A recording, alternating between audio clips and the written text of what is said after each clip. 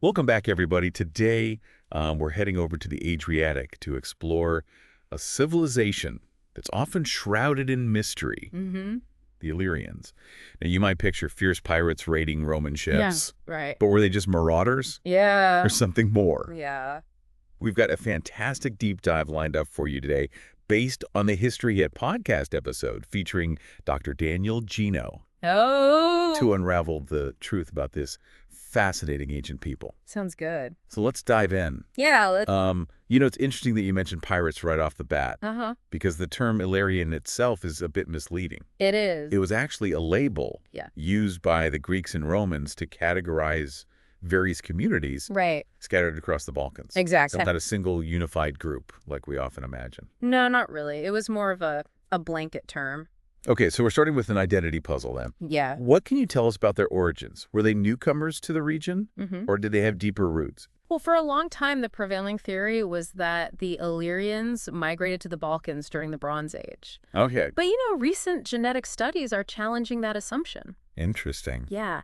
These studies actually point to a remarkable continuity from Neolithic populations, Wow. meaning the ancestors of the people that we call Illyrians might have been in the region for far longer than previously thought. That's a significant shift in our understanding. So instead of a sudden arrival, we're looking at communities with a long and established presence in the Balkans. Exactly. It makes you wonder how this deep history shaped their culture and their development. Absolutely. And that long history is really reflected in their story. Initially, Illyrian power was concentrated inland, Okay. particularly around the Glasenac Plateau. The Glasenac Plateau. Famous for those incredible burial mounds, right? Yes. Yes. It must be quite a sight stepping back in time to imagine those ancient rituals. It would have been amazing to see. And the artifacts unearthed there, along with the burial practices themselves, reveal a strong influence from the Hallstatt culture. So think of it as a kind of cultural wave spreading across Europe. Okay. Connecting these communities through shared practices and beliefs. It's similar to how Celtic traditions spread across Europe, Right. leaving their mark on various groups, including those in the Glasenac Plateau.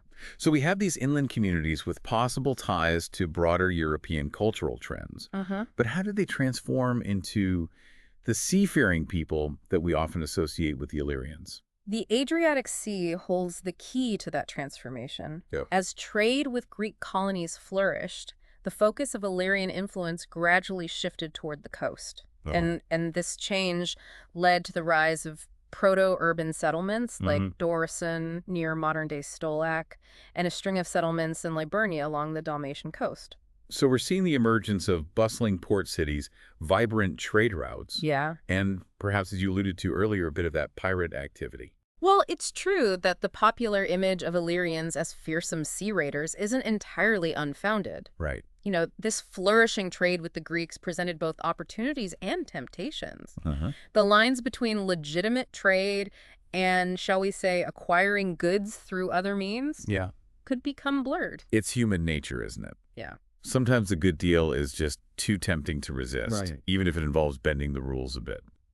But do we have any solid evidence to support this idea of Illyrians as something more than just traders? We do. Archaeological excavations have uncovered Greek pottery Oh, wow. in both elite and commoner graves, suggesting a lively exchange of goods. Interesting. Now, how some of those goods ended up in Illyrian hands is open to interpretation. A bit of historical intrigue. It's fascinating to think about those networks of exchange and how they shaped relationships between the Illyrians and their neighbors. But speaking of the sea, what about those infamous Illyrian ships? Yes. Were they really as formidable as the legend suggests? There were two types of ships that stand out. Okay. First, you have the Liburna, a vessel renowned for its speed and maneuverability. Wow. In fact, the Romans were so impressed by its design that they adopted a modified version for their own navy. That's incredible. To have your enemy's technology turned against them like that. I know, right? What about the other ship type you mentioned? Ah, yes, the Lembus. Think of it as the smaller, swifter cousin of the Liburna. Okay. It was perfectly suited for quick raids and those surprise attacks that contributed to the Illyrian reputation. The Lembus really highlights their mastery of shipbuilding and adaptability at sea. So they were more than just raiders. They were skilled shipbuilders whose innovations influenced even the mighty Roman Empire. Exactly. It seems like the Illyrians are already proving to be much more complex than the simple label of barbarians would suggest. Definitely. But what about their societal structure? Did they have kings' elaborate hierarchies? Or something else entirely? That's where the picture becomes even more intriguing. While there's evidence pointing to the existence of powerful chiefs or kings, We don't have clear indications of hereditary monarchies. One of the defining features of Illyrian society, however, was the prominence of hill forts. okay, These fortified settlements, often perched atop hills, played a vital role in their lives. hill forts always capture the imagination, don't they? Were they purely defensive structures or did they serve other purposes? They were much more than just defensive strongholds. Okay. Think of them as multifaceted hubs. They provided refuge and protection, of course, Right. but also functioned as religious centers, social gathering places, Oh, wow. and even the nuclei for those proto-urban settlements we talked about earlier. So a sort of Swiss Army knife of settlements. Exactly. We're starting to see a pattern here. Strategic hill forts, signs of powerful leaders, and a warrior culture that clearly made an impression on both the Greeks and Romans. Yeah. But how did they navigate their relationships with these rising empires? Was it all conflict or was there more to the story? Well, their relationships with the Greeks and Romans were certainly complex, Okay. marked by both conflict and cooperation. You know, they faced numerous challenges from these expanding powers, but one particularly striking example is the Bettonian War, a fierce uprising against Roman rule that raged from 6 to 9 AD. The Bettonian War, the name itself sounds like a clash of titans. What can you tell us about this conflict? It was a brutal and prolonged struggle, Wow. a testament to the Illyrians' determination to resist Roman domination. The rebellion was led by two leaders, both named Borto, Oh, wow. which must cause some confusion on the battlefield, Yeah, I bet. presented a significant challenge to the Roman legions. Okay. It took years of hard fighting for Rome to finally quell the uprising. It wasn't a swift victory for Rome then. Not at all. The Illyrians, even though they were ultimately defeated, demonstrated their strategic cunning and military prowess. Right. You know, imagine the logistical challenges of coordinating a rebellion across such a vast and diverse region. Yeah, it speaks to their ability to mobilize and organize even in the face of a formidable opponent. Absolutely. It's a side of the Illyrians we don't often hear about. Yeah.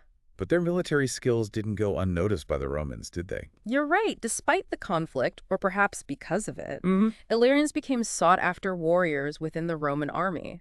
Their martial prowess, particularly their horsemanship, made them valuable assets to the Roman legions. It's almost a classic case of, if you can't beat them, recruit them. This integration into the Roman military must have been a pivotal moment in Illyrian history. Indeed, it marked a shift from being rivals of Rome to becoming part of its very fabric. Wow. And their influence wasn't limited to just the rank and file. Okay. Several prominent Roman emperors, including Diocletian, hailed from Illyrian regions. Diocletian, the emperor who restructured the Roman Empire. Now, that's a legacy. Exactly. And it makes you wonder how his Illyrian background might have shaped his worldview, his policies, and even his approach to governing a vast empire. We often think of Roman emperors as a homogenous group, Right. but their individual backgrounds and experiences must have played a role in their decisions. It adds another layer of complexity to our understanding of Roman history, doesn't it? It's not just about the institutions, but also about the individuals who shaped them.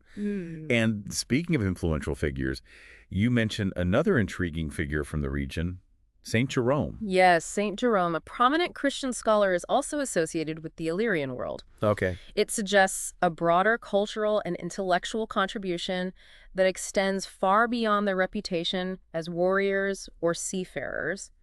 It reminds us that the Illyrians, like any complex society, had diverse talents and interests. They were more than just fighters and shipbuilders. It's a good reminder that labels like barbarians often obscure the true richness and diversity of a culture. Yeah.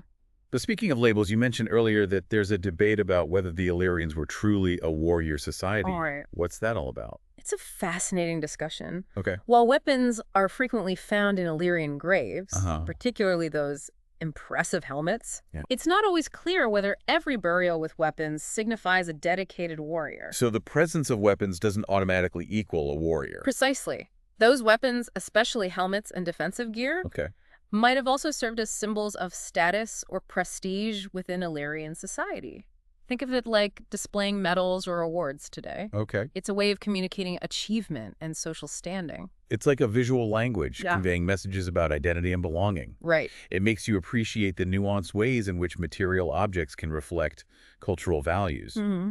But this discussion about warriors also brings to mind those intriguing stories about Illyrian women warriors. Hmm. Were they truly as fierce and independent as the legends suggest? Well, those stories are certainly captivating, but we have to approach them with a critical eye. Right. Greek and Roman writers often emphasize the barbarian nature of Illyrian women, Okay. portraying them as strong and even rebellious figures. Hmm. However, concrete archaeological evidence to support the idea of women warriors remains elusive. So should we dismiss those accounts as pure fiction, or is there something more to them? It's important to remember that ancient writers, especially those from societies like Greece and Rome, often use stories about barbarians to highlight the differences between their own societies and those they considered other. Okay. Those stories might tell us more about Greek and Roman anxieties and perceptions than about the actual lives of Illyrian women. It's like holding up a distorted mirror to reflect their own values and anxieties. It's a reminder that we always have to consider the source of historical information and the potential biases that might shape it. Absolutely. But this also raises an interesting question. If the evidence for women warriors is thin, what might have led to these perceptions in the first place? That's a question worth exploring. Perhaps it was their relative independence within Illyrian society, Right. or their roles in rituals and ceremonies that led outsiders to perceive them as more warlike than their Greek or Roman counterparts. It's like piecing together a puzzle. Yeah. We have these tantalizing glimpses from ancient sources. Uh-huh. But we also have to consider the archaeological evidence, the social structures, and the broader context of Illyrian culture to arrive at a more nuanced understanding. And that's what makes studying the Illyrians so fascinating. Yeah. It's a constant process of questioning, reinterpreting, and piecing together fragments of evidence to paint a more complete picture of their world. Speaking of piecing things together, we've been talking a lot about the Illyrians as warriors, seafarers, Right. and even figures of influence within the Roman Empire. Mm-hmm. But what about their everyday lives, their beliefs, their art? Those are aspects we're only beginning to uncover, Okay. but they offer fascinating insights into the richness of Illyrian culture. It's like we've explored the outline of their world, and now we're starting to fill in the details. Yeah. And sometimes those details can lead to unexpected discoveries. It seems like with every layer we peel back, we uncover something new and intriguing about the Illyrians. What are some of those surprising details that have emerged from recent research? One fascinating aspect that's come to light is their practice of tattooing. Oh, really? Yeah, ancient writers often mention it as another marker of Illyrian barbarity, Okay. but from a modern perspective, it offers a glimpse into their cultural practices and perhaps even their sense of identity. Tattoos. Now, that's not something you typically associate with ancient history. It makes you wonder what those tattoos might have symbolized, what stories they told. Exactly. Did they represent clan affiliations, religious beliefs, personal achievements, or something else entirely? It's a question that archaeologists and historians are still trying to unravel. It's like a hidden language waiting to be deciphered. And it speaks to the limitations of those simplistic labels like barbarian.